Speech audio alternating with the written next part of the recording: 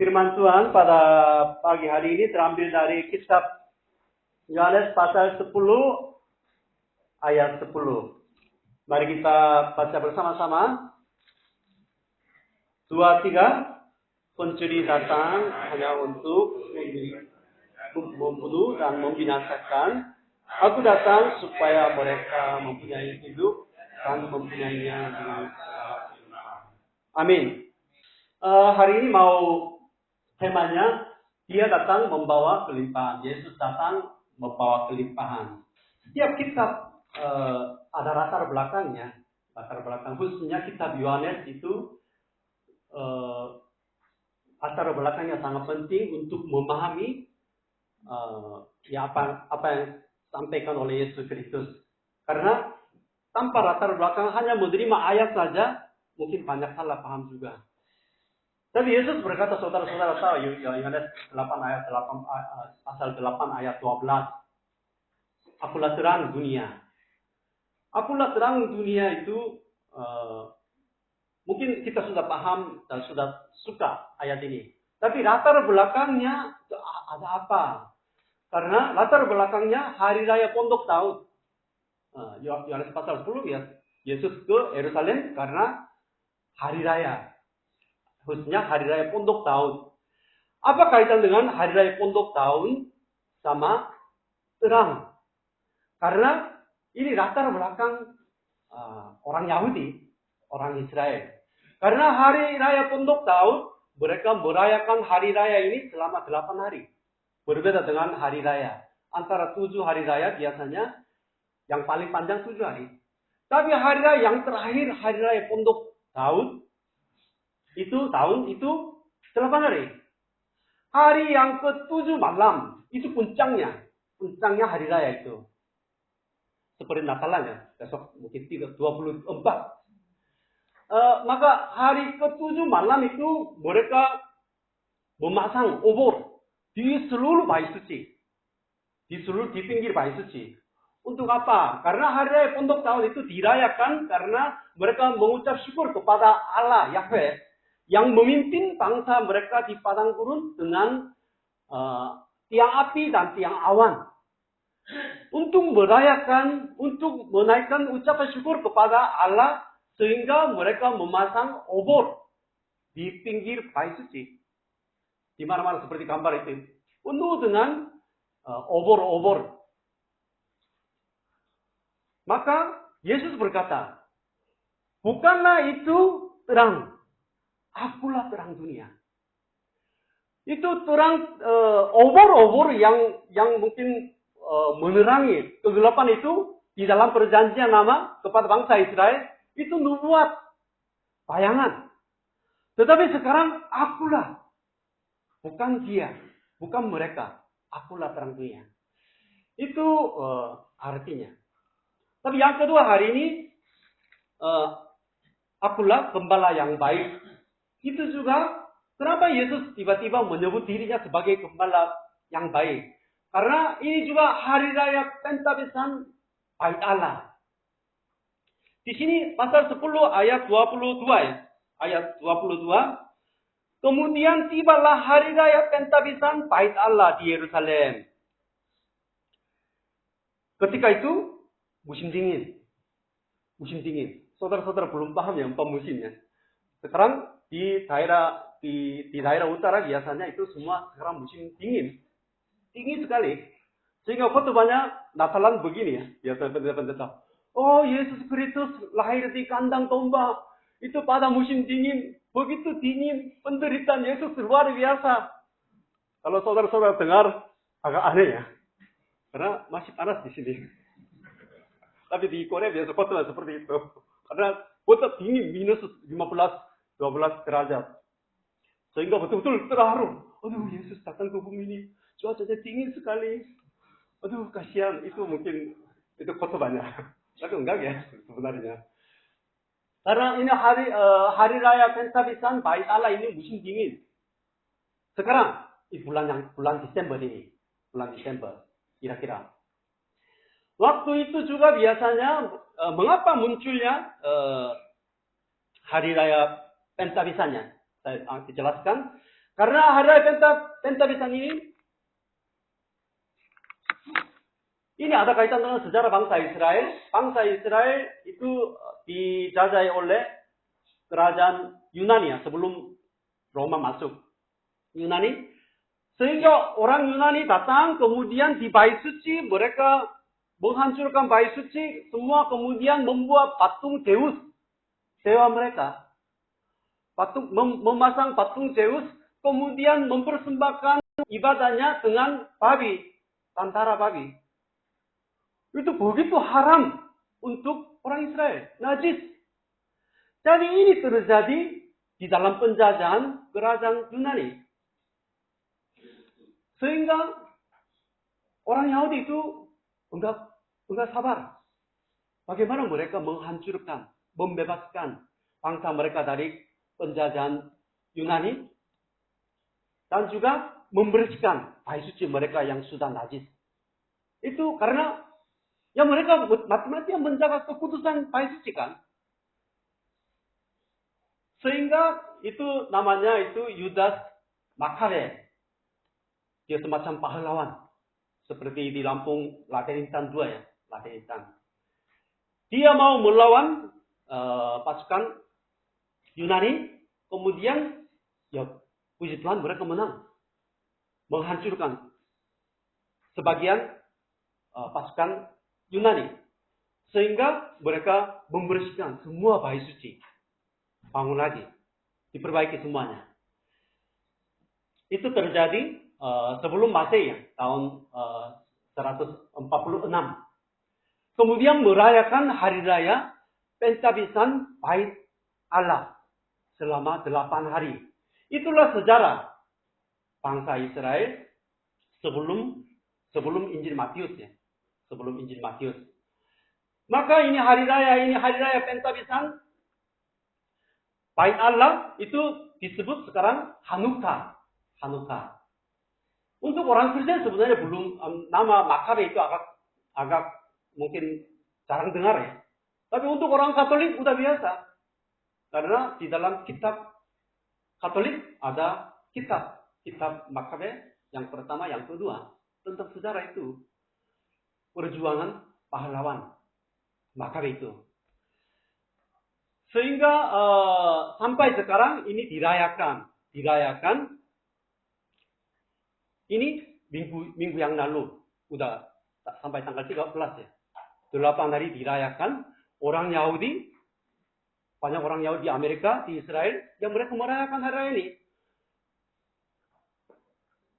Caranya, ya seperti Christmas ya. Christmas orang Kristen, tukar kado, makan bersama-sama. Kemudian menyalin lilin setiap hari 1 kali. Jadi lilin yang di tengah itu hari yang pertama sudah ada, kemudian pasang 1 lagi. Pasang lilin 1, kemudian selama 8 hari terus ya. Maka lilinnya 9 kan. Terus seperti kami ya. Minggu Advent seperti ini. Maka orang Yahudi, ya aku tadi lupa bawa flash disk yang simpan file ini karena mau tambah 1 gambar lagi. Sampai ketinggalan. Karena cukup begitu pendiri Facebook. Mereka juga keluarga mereka berkumpul, pasang lilin, merayakan Hanukkah ini. Karena hari Pentabisan, hari yang menguduskan, membersihkan bait suci mereka. Jadi dalam acara Pentabisan Bait Allah ini, mereka selalu membaca Alkitab. Khususnya Yeskiel pasal 34. Khususnya. Ayatnya begini, pasal 34 itu tentang gembala. Gembala yang jahat, gembala yang baik. Yeskiel pasal 34. Karena bangsa Israel itu selalu disebut, itu masyarakat disebut domba. Tapi gembalanya mereka biasanya pemimpin agama. Imam. Atau mungkin nabi. Atau raja. Itu mereka tugasnya gembala di bumi ini sebagai wakil Allah. Tapi ada yang jahat. Gembala yang jahat. Sehingga mereka biasanya di dalam acara hari raya Pentabisan Bait Allah ini selalu membaca ayat. Yaitu khususnya Yesaya 34 ayat 23. Mari kita baca bersama-sama. 23. Aku akan mengangkat suatu orang gembala atas mereka, yang akan mengembalakannya, yaitu Daud, hambaku. Dia akan mengembalakan mereka, dan dia menjadi gembalanya. Kitab Yeskiel ditulis ya kira-kira sebelum Masehi 586. Ya berarti sebelum Yesus datang kira-kira 580 tahun yang lalu ini tulis-tulis. Duanya. Suatu nanti Allah, Yahweh, akan angkat suatu orang gembala atas bangsa Israel. Yang akan mengembalakannya, yaitu Daud, hambaku. Sebenarnya Daud, hamba Allah, sudah meninggal dunia. Zaman Yeskiel, Daud tidak ada. Tapi di sini Daud, hambaku, itu artinya melalui keturunan Daud, suku Yehuda. Allah akan mengangkat satu gembala atas mereka. Mereka membaca dalam acara ini. Tetapi tidak tahu gembala itu siapa. Kapan datang. Dalam latar belakang ini ya. Dalam ibadah mereka, Yesus berkata, akulah gembala yang baik. Bukan yang lain, aku ini. Jadi itu maksudnya. Akulah gembala yang baik. Akulah pintu domba-domba. Itu bukan yang lain. Sehingga di dalam kitab Yohanes itu, akulah banyak ya. Akulah roti hidup, akulah terang dunia. Yaitu 7 kali akulah. Yesus menyebut dirinya, akulah. Itu akulah artinya apa? Akulah itu ada kaitan dengan Keluaran 3 ayat 14 ya. Musa bertanya kepada Yahweh, aku mau tahu nama Allah. Maka Tuhan, Yahweh berkata, akulah adalah aku. Aku adalah, itu Keluaran pasal 3 ayat 14. Aku adalah aku, itu artinya apa? Tidak kata nama. Seperti dewa-dewi yang dibuat oleh manusia. Yang banyak agama-agama yang dibuat oleh manusia itu dewa-dewi, itu namanya seperti manusia. Tetapi Tuhan kita tidak ada nama. Ya, saya sering ambil contoh seperti ini. Pak Ferry pulang dari kerja, pelayanan, datang ke rumah, kemudian ketuk pintu, kemudian istri mungkin, ini siapa? Saya tidak usah menjelaskan, oh saya pendeta Ferry, suami kamu. Tidak usah. Langsung aku. Sudah jelas ya. Aku udah tahu. Jadi Tuhan kita, Yahweh kita juga bukan seperti Tuhan yang lain yang punya nama yang seperti manusia, tidak. Tuhan kita namanya aku adalah aku. Sudah cukup. Tidak ada nama, tidak diciptakan oleh siapapun. Itu dipersingkatkan, sering disebut Yahweh atau Yehowa. Jadi akulah, orang Yahudi kalau mendengar akulah, langsung mereka teringat. Itu Yahweh yang berbicara kepada Musa di Gunung Sinai. Artinya, Yesus adalah Yahweh. Yesus adalah Allah. Itu cerita kita, saudara-saudara. Belakangan ini saya dengar banyak cerita yang aneh di sini. Oh, Yesus sendiri belum pernah menyatakan dirinya sebagai Tuhan. Banyak video-video yang beredar di sini. Pendeta pun sulit menjawabnya. Oh, memang benar. Yesus belum pernah menyatakan dirinya sebagai Tuhan. Kalau begitu, kalau saudara-saudara ditanya seperti itu, saudara-saudara bertanya kepada mereka. Apa arti Tuhan itu? Tuhan yang Maha Esa itu artinya apa? Sudah jelasin dulu. Sehingga Yesus Kristus menyebut dirinya atau dirinya Tuhan atau tidak tahu ya. Tidak tahu arti Tuhan itu, ya bagaimana mengerti? Yesus sendiri berkata dia Tuhan. Coba di sini, 7 kali di dalam kitab Yohanes saja. Yesus dirinya menyebut dirinya sebagai Tuhan. Artinya, Tuhan artinya aku adalah aku. Namanya Yahweh. Dia menyatakan dirinya sebagai Allah. Berkali-kali di dalam Alkitab penuh dengan perkataan Yesus Kristus dan perbuatannya, buktinya. Tapi kami berpikir, oh Yesus sendiri belum pernah berkata dia Tuhan. jangan berbicara seperti itu kepada orang lain ya. Jadi di sini 7 kali menyebut dirinya, akulah roti hidup. Jadi mana di dalam perjanjian lama yang selalu diberikan kepada orang Israel di padang gurun. Itu bayangan. Tapi kenyataannya akulah roti yang hidup yang datang dari surga. Jadi semuanya itu tentang Yesus Kristus sendiri sebagai Tuhan, yaitu Yahweh. Dan juga arti yang lain, bukan yang lain. Karena manusia terus mencari Tuhan di luar Yesus Kristus. Seperti melalui pemimpin agama, mungkin politikus, yang mungkin merasa menyelamatkan bangsa mereka. Oh, inilah harapan kita. Pendeta yang besar, mungkin presiden-presiden, atau mungkin dari dunia ya, dari dunia. Itu mereka wakil, hanya wakil. Tapi akulah, bukan yang lain. Akulah terang dunia. Akulah gembala yang baik. Jangan mencari Tuhan di luar Yesus. Jadi itu arti akulah. Tapi di sini di dalam kitab Yohanes pasal 10 dan Yeskiel pasal 34 itu ya 2 macam gembala. Gembala. Poimen, gembala pendeta ya. Pendeta. Gembala yang jahat, yang baik 2 macam saudara-saudara sudah tahu dan alami ya. Sudah alami. Ada 2 macam. Jadi yang pertama, gembala yang jahat itu dia memanjat, ayat 1 ya, memanjat dari tempat lain lewat tembok.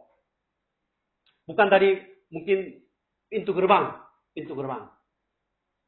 Dia mungkin dari jalur yang lain. Artinya yang menipu. Kemudian seperti seorang pencuri dan perampok. Tujuan datang untuk mereka itu yang mencuri, membunuh, membinasakan. Kalau saudara-saudara di dalam hati saudara-saudara dalam pelayanan berasa tidak ada sukacita, mungkin hancur kehidupannya, itu jangan-jangan di sekitar saudara-saudara, di dalam pikiran saudara-saudara ada gembala yang jahat. Karena ya dia seperti pencuri dan perampok. Dan kemudian ciri khasnya seorang upahan. Ya dia mencari uang, mencari keuntungan melalui pelayanan, melalui mengembalakan domba-domba Tuhan. Itu upahan. Itu gembala jahat. Kemudian gembala yang baik, ya beda ya. Masuk melalui pintu gerbang. Karena di bait suci atau biasanya zaman dulu biasanya di kandang domba itu hanya 1 pintu. Seperti bait suci, hanya 1 pintu. Harus masuk pintu. Penjaga membuka pintu, itu ayat 3 ya. Penjaga membuka pintu. Ini penjaga ini siapa? Agak sulit menafsirkannya. Mungkin Allah juga bisa, atau mungkin tafsiran yang lain. Yohanes Pembaptis membuka pintu, maka Yesus masuk. Itu mungkin tafsiran juga. Kemudian ia berjalan di depan mereka. Di depan domba-domba. Bukan di belakangnya, terus di belakang. Di dalam peperangan rohani, dia mungkin suruh domba-dombanya pergi, dia sembunyi, duduk di belakang. Itu banyak di dalam peperangannya, banyak seperti itu. Dia tidak mau berkorban. Kemudian domba-domba mendengar suaranya. Suara Yesus memberikan nyawanya, itu gembala yang baik, ya siap menyerahkan nyawanya bagi domba-dombanya. Itu ya gembala-gembala yang baik. Ya jelas ya. Jelas. Yang jahat, yang baik di sini. Tapi kita sebenarnya seperti domba ya.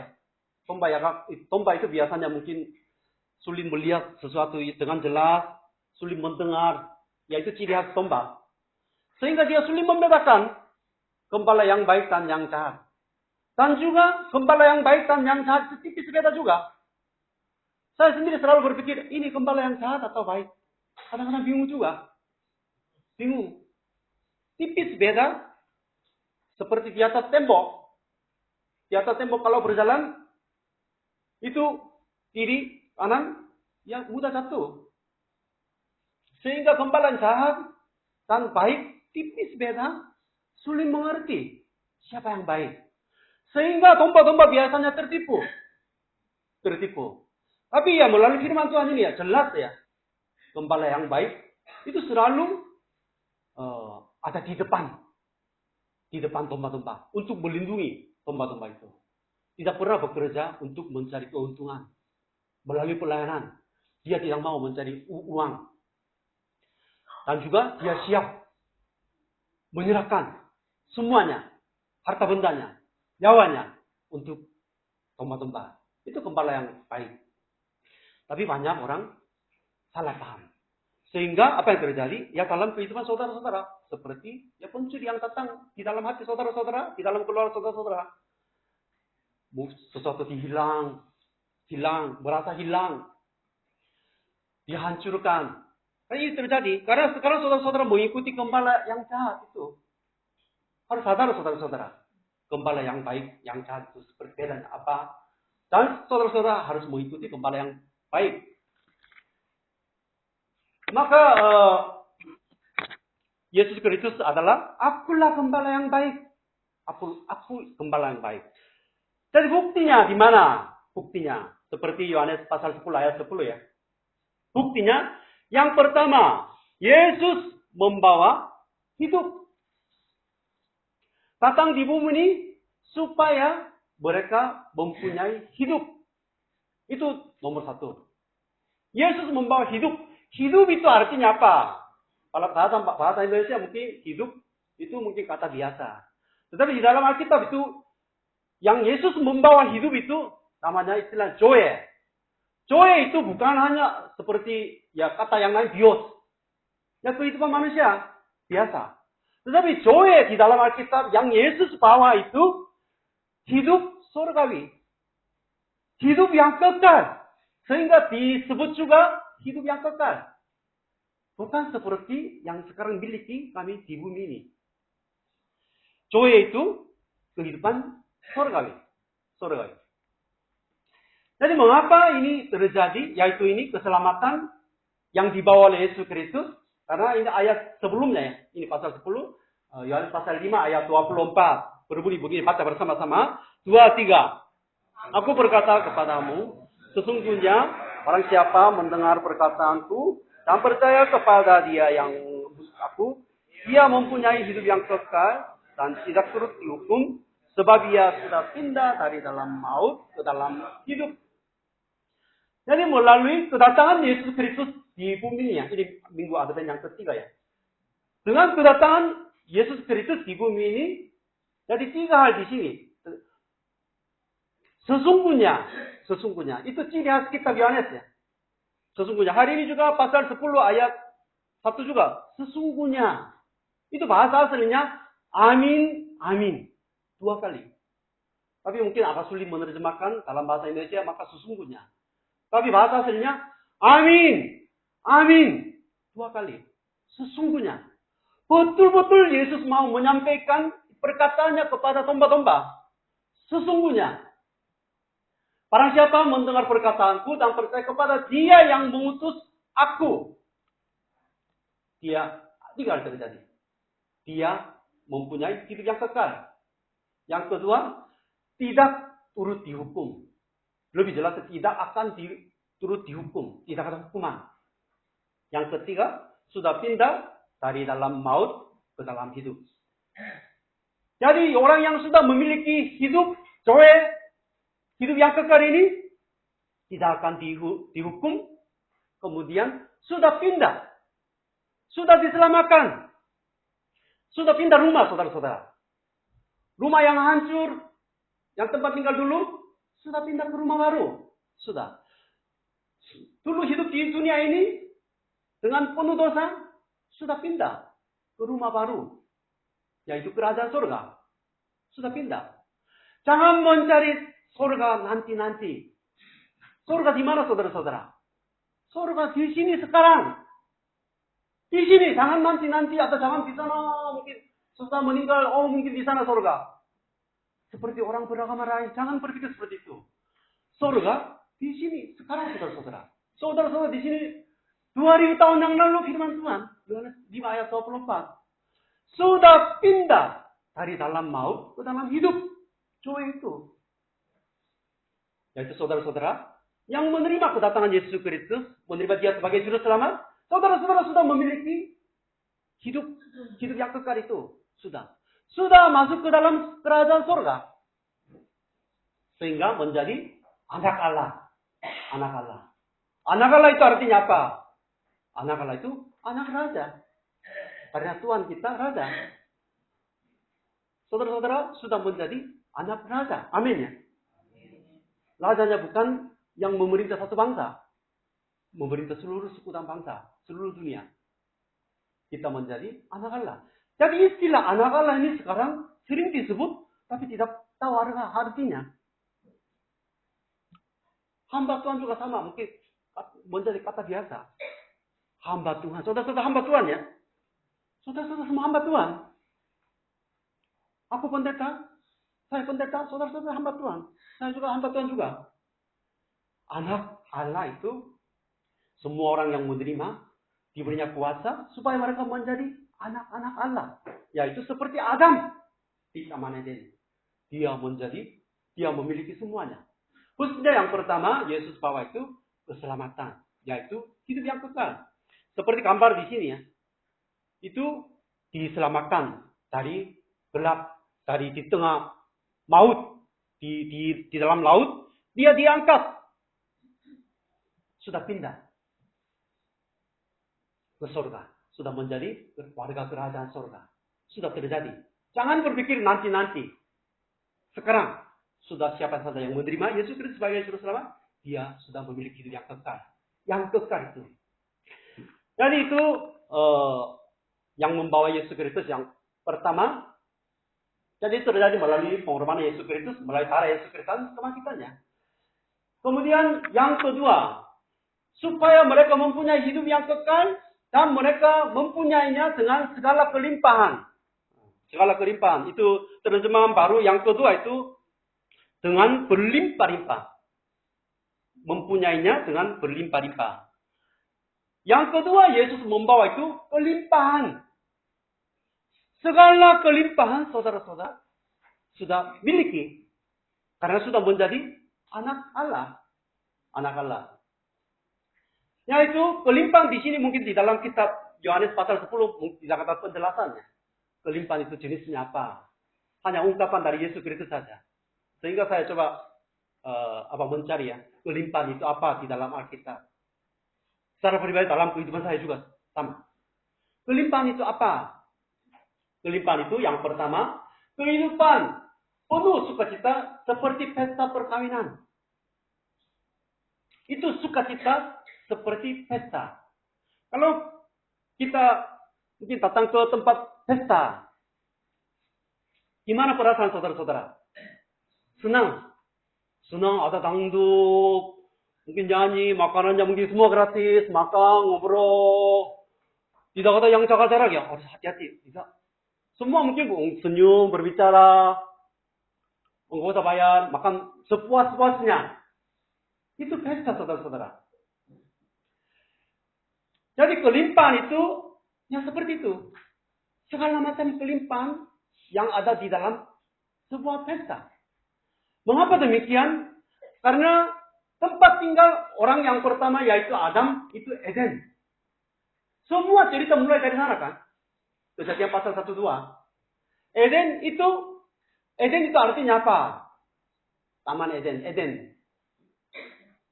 Sukacita. Eden itu artinya sukacita. Di Taman Eden, sebelum manusia jatuh ke dalam dosa, mereka hidup dengan penuh sukacita. Itu surga saudara-saudara. Tapi sekarang diusir. Sulit mencicipi sukacita surga itu. Tetapi dengan kedatangan Yesus Kristus di bumi ini, yang pertama kita memiliki keselamatan, hidup yang kekal, kemudian kelimpahannya satu yang lain di sini itu sukacita, seperti pesta. Maka buktinya di dalam kitab Yohanes saja ya saya tadi buktinya. Yesus datang. Kemudian Yesus mengatakan 7 mujizat di dalam kitab Yohanes. Mujizat yang pertama. terjadi di mana? Di dalam pesta perkawinan. Dalam perkawinan, acara pernikahan, habis anggur.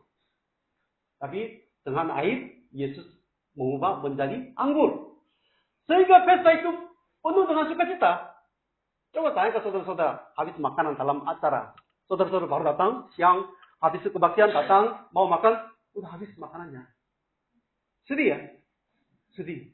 Tetapi datang, itu yang lebih enak datang lagi.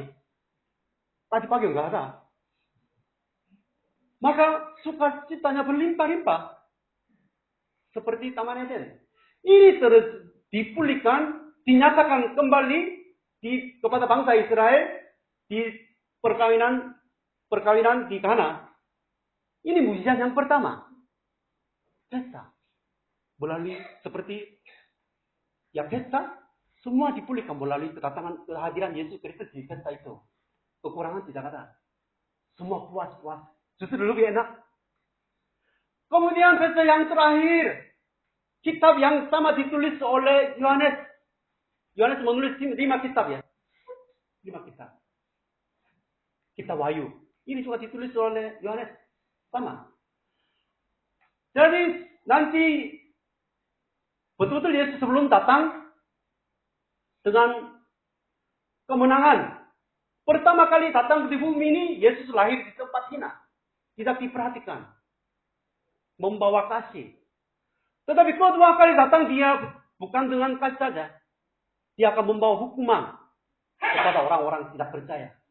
Waktu itu apa yang terjadi? Ada perjamuan anak domba. Perjamuan kawin anak domba lah. Dunia yang terakhir, Yesus datang kedua kali, itu selesai dengan pesta, saudara-saudara. Maka, mempelai perempuan yang menjaga keputusan. Terus sabar sampai datang mempelai laki-laki. Itu yang terakhir datang, baru mengadakan pesta perkawinan. Maka dikatakan berbahagialah orang yang diundang di pesta perkawinan anak domba. Jadi seperti pesta kehidupan kita, dalam kehidupan kita penuh dengan sukacita. Sukacita. Itu kelimpahan. Salah satu kelimpahan. Yang kedua, kehidupan yang tidak punya beban. Tidak punya beban. Coba ayat bersama saya, Mazmur ya, 23 ayat 1b ya. 23. Tuhan adalah gembalaku, takkan kekurangan aku. Kemudian baca bersama-sama lagi ya. 23 ayat 5b. Pialaku penuh berlimpah. Itu Mazmur dari Raja Daud ya. Raja Daud yang terkenal. Tak kekurangan aku, kemudian pialaku. Piala itu kiasannya. Kehidupanku penuh melimpah. Berlimpah-limpah. Seperti air ya. Tuang di dalam gelas. Itu melimpah-limpah. Itu ciri khas berkat, saudara-saudara. Berkat, kalau disebut berkat Tuhan itu bukan pas-pasan. Ya seperti kasih kita ya. Setiap bulan pas-pasan. Cepat habis. Berkat Tuhan tidak seperti itu. Selalu berlimpah-limpah. Sulit menerimanya. Karena banyak. Kalau saudara-saudara setiap hari merasa kekurangan. Oh, nggak ada sukacita. Ini kurang, ini kurang, ini kurang. Ini zaman kekurangannya. Semua orang merasa kurang. Orang Korea suka sih. Kalau ke Korea biasanya mungkin kalangan miskin setiap bulan kasih 9 juta. Itu dari pemerintah. Tapi kalau ketemu, oh, kurang sekali. Oh, nggak ada uang. Kalau saudara-saudara ke Korea mungkin 9 juta. Enak hidupnya ya. Teman saya itu sekampus dulu ketemu, dia kerja di bank, itu 1 bulan gajinya 40 juta. Tapi kalau ketemu, oh tapi aku nggak ada uang. Tapi gimana sebagai pendeta aku mau bantu dia. Soalnya ketemu nggak ada uang. Kenapa nggak ada uangnya kemana? 40 juta. Oh ini kasih uang saku untuk orang tua, ini cicilan mobil, cicilan rumah. Itu sama kekurangan. Tapi Daud berkata, Tuhan adalah gembalaku. Tak kekurangan aku. Sebenarnya ini sulit menerima. Sulit mengerti. Karena kita semua tahu kehidupan Daud itu seperti apa. Kehidupan Daud tidak lancar, saudara-saudara. Sebelum dia menjadi raja, kalau saudara-saudara membaca 1 Samuel, 2 Samuel, dia terus melarikan diri. Selalu diancam dibunuh oleh Raja Saulus ya. 10 tahun dia melarikan diri. Ke padang gurun, di mana-mana, ke luar negeri juga. Karena ancaman pembunuhan dari Raja Saulus. Ini 10 tahun. Kalau enak, sudah menjadi raja. Tidak. Selalu peperangan. Peperangan Ammon, Filistin, di sekitar bangsa-bangsa selalu itu. Memang mereka menang, tetapi setiap tahun mereka ada peperangan. Mati atau hidup, setiap hari dia khawatir. Kehidupan Daud enak enggak? Kemudian mungkin negaranya dulu ada stabil, tapi anaknya ini memberontak Absalom. Bagaimana anak-anak saudara-saudara mau membunuh Bapak Ibu? Ada enggak? Masih belum ada ya? Tapi anaknya yang mau membunuh, antara anak saling bunuh semua. Absalom. Coba sebagai seorang bapak, anaknya mau membunuh dia. Dia melarikan diri, menyeberang sungai Gideon itu. Kidron. Sedih ya? Enggak pakai pakaian itu. Jadi dalam konteks seperti ini, dia berkata, Tuhan adalah gembalaku, tak ada kekurangan aku. Mengapa dia bisa berbicara seperti itu, seperti kedengarannya bohong? Karena dia selalu percaya, Yahweh adalah gembalaku yang baik. Karena dia menuntun jalan yang baik. Sehingga pialaku, kehidupanku melimpah. Penuh melimpah. Sukacitaku melimpah. Bukan terus menanggung bebannya. Aku berat. Saudara-saudara, nanti akan masuk tahun baru. Saudara-saudara banyak, mungkin tantangan juga banyak. Mungkin beban juga ada. Tetapi saudara-saudara harus percaya, sudah menjadi anak Allah. Yaitu artinya, beban saudara-saudara sudah lepas. Sudah serahkan kepada Tuhan Yesus. Amin. Jangan menanggung beban lagi terus. Kalau terus menanggung beban yang berat dalam kehidupan saudara-saudara, tidak bisa menikmati kelimpahan surgawi ini. Tidak bisa. Itu bukan cerita orang lain. Kesaksian saya sendiri. Saya juga sudah lama orang Kristen di dalam gereja. Umur kira-kira 32, 34. Ya baru menerima damai sejahtera di dalam hatiku. Sebelumnya selalu sibuk mencari uang. Bagaimana aku sukses. Bagaimana aku membuat usaha ini yang besar. Lebih besar daripada teman-teman yang lain. Itu pikirannya. Tapi sebagai anak Allah, ya selalu itu berat hidupnya. Sehingga tidak bisa merasakan kelimpahan surga ini. Maka itu Matius 28 ayat 11 ya. Mari kita baca bersama-sama. 2, 3. Marilah kepadaku semua yang letih, lesu dan takut. Aku akan memberi kelegaan kepadamu. Sudah janjinya digenapi melalui pengorbanan Yesus Kristus di atas kami tiba di Kalvari, di salib. Yesus sudah bebanku lepas. Kami sudah menjadi anak Tuhan. Tapi yang sudah percaya aku anak Tuhan, anak Allah. Memiliki hidup yang kekal ini.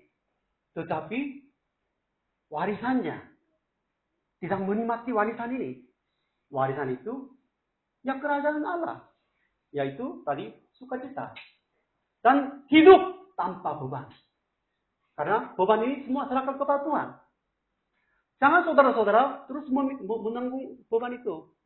Dalam pelayanan ini juga sama. Kita berusaha keras untuk mengembangkan pelayanan ini juga. Maka capek, kadang-kadang marah, tersinggung. Itu salah saudara-saudara. Kita semuanya serahkan kepada Tuhan. Yang berat ini. Tuhan kasih mungkin berkat, uang, atau apa orang, kita melayani. Kalau nggak kasih, ya mungkin ya bukan kehendak Tuhan. Maka kita menikmati. Jangan terus merasa, usaha juga sama saudara-saudara. Tuhan kasih banyak kesempatan, ya bekerja keras. Tapi enggak kasih, jangan stres. Ya coba berkata seperti Daud di tengah kesulitan. Tak ada kekurangan aku. Biar aku penuh berlimpah. Sehingga di sini ada gambar kapal pesiar ya, kapal pesiar. Saudara-saudara mau naik kapal pesiar itu, jalan-jalan ke pantai-pantai, mau nggak? Mau ya?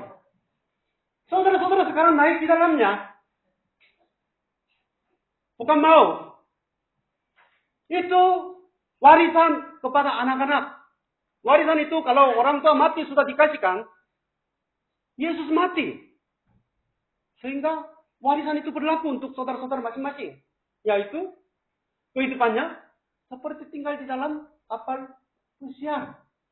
Penuh dengan segala kelimpahan. Aku juga belum pernah, tapi katanya mau. Kalau anakku udah mesti gajinya banyak, mungkin bisa. Penuh dengan kelimpahan. Ada satu cerita dari buku orang Amerika itu namanya Philip Yancey. Itu bukunya tentang anugerah Allah. Ada satu cerita. Satu orang yang tinggal di Amerika Serikat, dia mau pulang ke kampung, yaitu Inggris. Dia mungkin orang miskinnya. Tapi dia beli tiket yang berlayar ke kampung halaman di Inggris. Tiketnya mungkin lumayan mahal.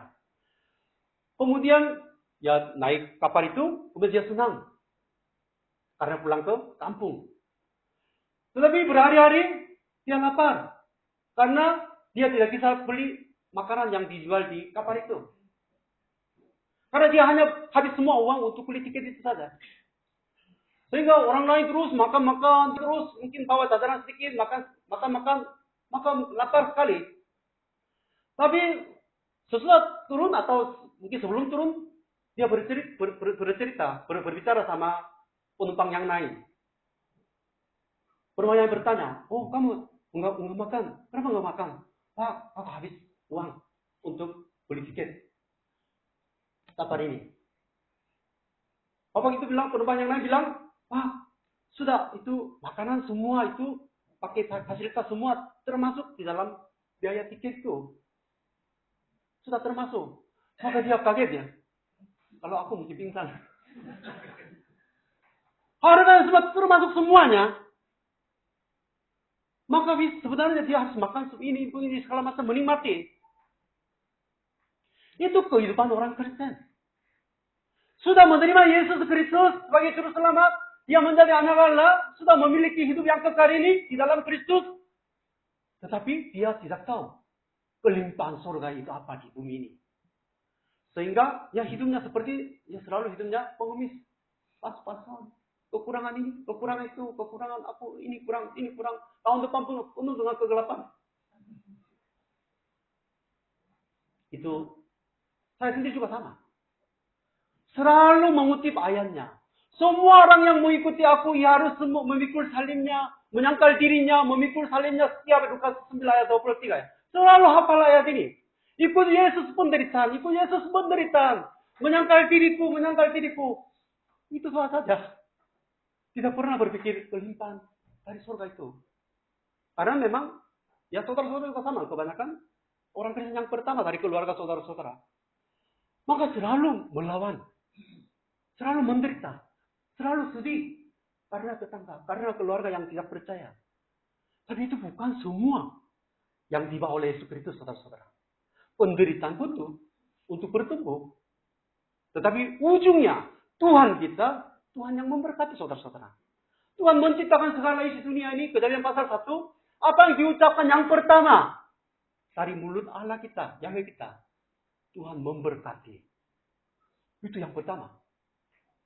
Bukan anak Allah Bapa kita, anaknya terus menderita, tidak.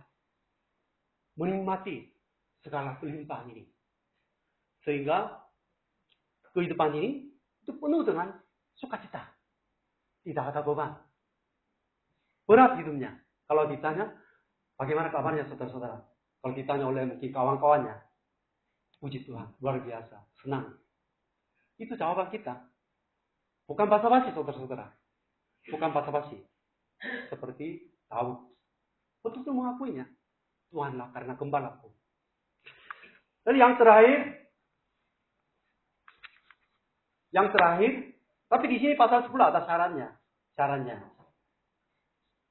Karena saudara-saudara, anak Allah, yaitu domba-domba Allah, pasti akan mendengar suaranya. Karena Tuhan kita juga mengenal suara saudara-saudara juga. Jadi harus mendengar suara. Saling berkomunikasi. Itu sarannya. Karena 2 kali tertulis di sini. Di antara saudara-saudara ada yang mendengar suara Tuhan. Coba angkat tangan. Oh, sedikit ya. Mendengar suara Tuhan itu bukan mungkin tugas pendeta. Itu salah paham saudara-saudara. Saya juga kalau ditanya dulu sebagai jemaat, kenapa aku belum pernah mendengar suara Tuhan? Pertanyaan yang kedua, biasa 2 pertanyaan. Kenapa aku belum pernah mendengar suara Tuhan? Yang kedua, kenapa aku ini tetap hidup miskin? Saudara sama orang Kristen, saudara rajin gereja. Itu 2 pertanyaan. Belum pernah dijawab. Oh, ini mendengar suara Tuhan itu, ya seperti pendeta-pendeta yang mungkin yang kelihatannya kudus, ya suci. Itu mereka saja mendengar suara Tuhan. Tidak, saudara-saudara. Mendengar suara Tuhan, suara gembala kita Yesus Kristus itu melalui firman Tuhan. Kepada saudara-saudara Tuhan selalu berbicara melalui firman Tuhan ini. Kebenaran. Bukan melalui perasaan saudara-saudara. Aku berasa. Tidak. Melalui kebenaran. Fakta. Truth. Itu ada di dalam firman Tuhan. Jadi setiap hari mendengar suara Tuhan melalui firman Tuhan. Sehingga kita tahu hati gembala itu sekarang apa. Dan juga bagaimana menyenangkan hatinya. Sehingga mengikuti dia di tengah perjalanan bukan hanya menderita. Tapi akan menikmati segala kelimpahan. Banyak berkat. Padat, penuh.